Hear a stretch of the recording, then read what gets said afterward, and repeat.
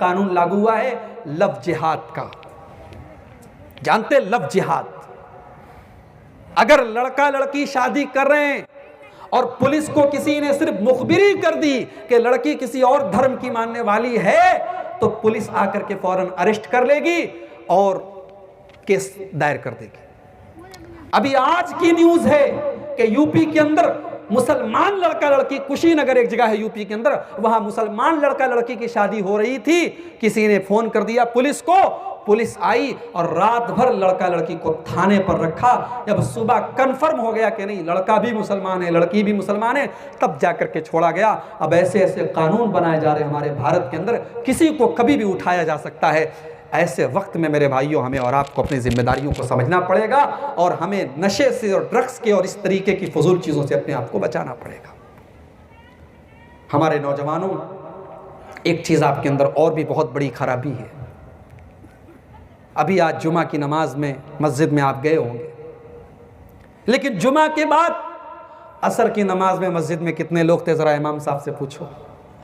मगरिब में कितने लोग थे ज़रा इमाम साहब से पूछो। इशा में कितने लोग थे इमाम साहब से पूछो। ये जो 5 टाइम की अजान हो रही है, हय्या अलस सलाह की आवाज़ आ रही है, हय्या अलल फलाह की आवाज़ आ रही है। माफ़ करो मेरे नौजवान भाइयों, ये 60 साल के बूढ़ों के लिए अगर ये आवाज़ है तो आपके लिए भी ये आवाज़ है।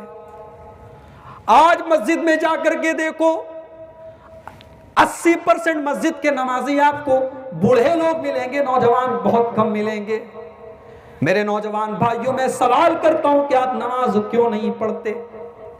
आप ये भी कहते हैं कि हम मुसलमान हैं, आप ये भी कहते हैं कि हम अपने नबी से प्यार करते हैं, नबी से मोहब्बत करते हैं। अरे जिस नबी से तुम प्यार करते हो, जिस नबी से तुम मोहब्बत करते हो, उस नबी को तो नमाज से इतनी मोहब्बत है, इतनी मोहब्बत है कि वो नबी कहा करते थे जो इलत कुर्रतु ऐनी फिस्सलाह, नमाज मेरी आंखों की ठंडक है।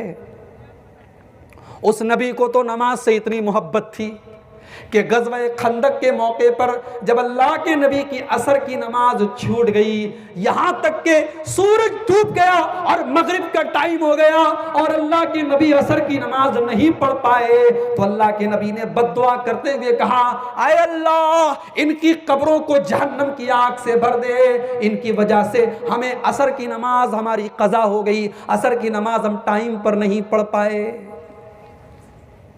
मेरे नबी की एक टाइम की नमाज कज़ा हुई है, छोड़ी नहीं, कज़ा हुई है, तो नबी ने बद्दुआ की है जिनकी वजह से नमाज कज़ा हुई है। मेरे भाइयों, आज हमारी नमाजें छूट रही हैं। फजर में हम सोए रहते हैं, ज़ोहर में मार्केट में रहते हैं, असर में टहलते रहते हैं, मगरिब के टाइम नाश्ता करते रहते हैं, इशा के टाइम गेम खेलते रहते हैं। हमारी नमाजें बर्बाद हो रही हैं, इसका हिसाब कौन देगा? क़यामत के दिन आपसे ये नहीं पूछा जाएगा कलिया चक में जलसा हुआ था, आप गए थे कि नहीं गए थे, नहीं पूछा जाएगा।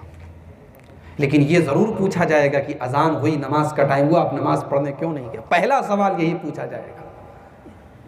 अल्लाह के नबी फरमाते हैं, इन्ना अव्वल मा युहासबु बिहिल अब्दु यौमल क़ियामति मिन अमलिही सलातुहु, पहला सवाल क़यामत के दिन नमाज के बारे में होगा। कुरान का 29वां पारा उठाओ। जहन्नमी जब जहन्नम में जाएंगे तो जन्नती लोग जहन्नमियों से पूछेंगे, ऐ जहन्नमियों तुम जहन्नम में क्यों गए, क्या पाप करते थे? तो जहन्नमी जवाब देंगे, लम नकु मिनल मुसल्लीन, हम नमाज नहीं पढ़ते थे। अल्लाह की कसम, नमाज पढ़ो अल्लाह तुम्हें नौकरी दे देगा, नमाज पढ़ो अल्लाह तुम्हारी जॉब लगवा देगा, नमाज पढ़ो अल्लाह तुम्हारे बिजनेस में और बरकत देगा। तुम दुकान बंद करके नमाज पढ़ने जाओ, अल्लाह तुम्हारी दुकान में कस्टमर भेज देगा। ये मत समझो मेरे भाई नमाज पढ़ने से तुम्हारी रोजी रोटी में कमी आ जाएगी। अल्लाह कहता है वअमुर अहलका बिस्सलाह, खुद भी नमाज पढ़ो और अपने परिवार को, अपने बाल बच्चों को, अपने पत्नी को, अपने बच्चों को भी नमाज पढ़ने का हुक्म दो। ला नसअलुका रिज़्क़ा, मेरे बंदो तुम नमाज पढ़ोगे तो तुम्हारी रोजी रोटी में कोई कमी नहीं आएगी, हम तुमसे रोजी नहीं मांगते। नहनु नरज़ुकुका, हम तो खुद तुम्हें रोजी देते। तुम नमाज पढ़ोगे तो तुम्हारी रोजी में कोई कमी नहीं आएगी। नमाज की पाबंदी करो, नमाज मत छोड़ो। नमाज कौन लोग छोड़ते हैं? नालायक लोग। कुरान करीम का 16वां पारा उठाओ, सूरह मरियम की आयतें हैं। अल्लाह ने नबियों का जिक्र करने के बाद कहा कि नबियों के बाद दुनिया में कुछ नालायक लोग आए, और उन नालायक लोगों की पहली पहचान ये थी, फ़ख़लफ़ मिन बादिहिम ख़ल्फ़ुन अज़ाउस सलाता, उन्होंने नमाज को छोड़ा था, उन्होंने नमाज को बर्बाद किया था।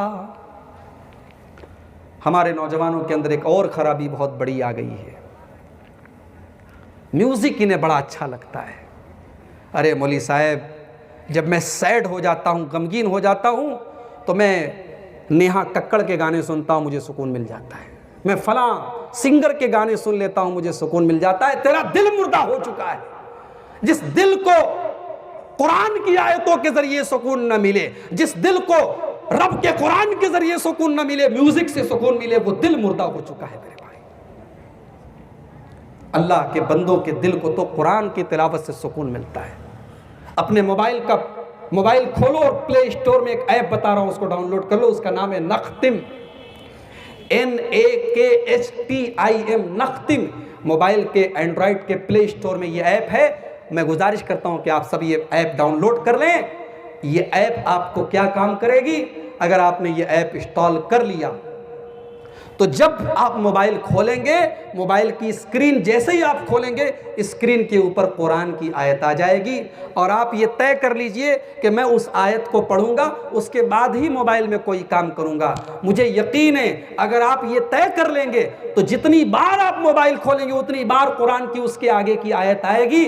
और मैं अपना तजर्बा बता रहा हूँ, 3-4 दिन के अंदर अल्हम्दुलिल्लाह मैंने 100 से ज़्यादा आयतें पढ़ ली। मोबाइल आज हम इतना ज़्यादा इस्तेमाल कर रहे हैं। मेरे भाइयों, कुरान से अपना ताल्लुक़ जोड़ लो, और अल्लाह का फजलो करम है, किसी अच्छे कारी की क़िरत अगर आप सुन लें, उसी मोबाइल पर आप शेख अब्दुर्रहमान सुदैस की क़िरत सुन लें, शेख शुरैम जो हैं उन शेख सऊद शुरैम उनकी क़िरत सुन लें, शेख माहिर अल-मुअक्किली की क़िरत सुन लें, और एक बहुत अच्छे कारी हैं कारी सिद्दीक़ मिनशावी, अल्लाह अकबर, इनकी आवाज़ें सुनो तो दिल के अंदर अल्लाह का डर पैदा होता है, दिल को सुकून मिलता है, दिल को चैन मिलता है। मेरे भाई, म्यूज़िक में, फिल्मों में, नाच गानों में तो सुकून मत हासिल करो।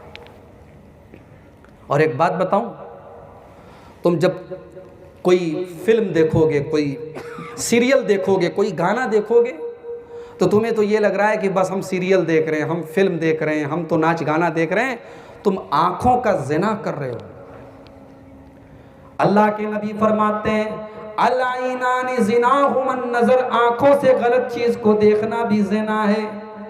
वल-यदु ज़िनाहल बत्शु, हाथ से गलत चीज़ों को टच करना भी ज़िना है।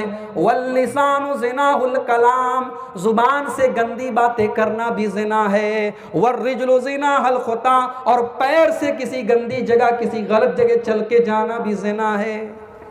मेरे भाई, जिस ज़िना को इतना बड़ा गुनाह कहा गया कि ज़िना के करीब भी मत जाओ, उस ज़िना को हम अपनी आँखों से कर रहे हैं। अल्लाह के वास्ते इस गुनाह से अपने आप को बचाओ। मोबाइल का गलत इस्तेमाल करने से अपने आप को बचाओ।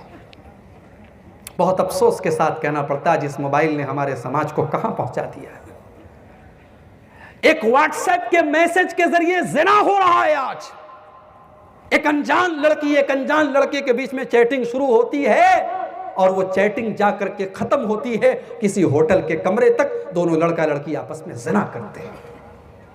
इतना ख़तरनाक हो चुका है ये सोशल मीडिया और ये मोबाइल जिसका आज हमारा आप इस्तेमाल कर रहे हैं। आप ये मत समझिए कि आप अकेले में जो मैसेज कर रहे हैं, जो देख रहे हैं, जो वीडियो देख रहे हैं, जो फ़ोटो देख रहे हैं,